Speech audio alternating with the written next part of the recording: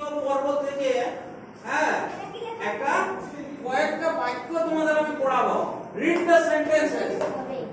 অর্কস favourite game is football. Arko একটা ছেলের নাম, এর প্রিয় খেলা হচ্ছে football. He plays the game with his friends everyday. সে তার বন্ধুর সাথে সে তাদের বন্ধুর সাথে প্রতিদিন ফুটবল খেলা করে, মানে ফুটবলে খেলছে। হিজ ব্রাদার রাজু, তাহলে অর্কর ভাই হচ্ছে Raju, also plays the game with them. ওর ভাই রাজু তাদের সাথে খেলে।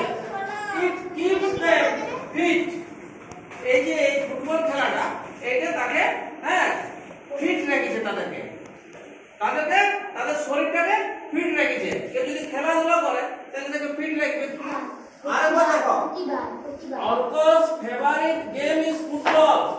He plays the game with his friends every day. His brother Raju also plays the game with them.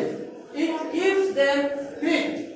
তাহলে ফেভারিট মানে প্রিয়, প্লে মানে খেলা করা, ব্রাদার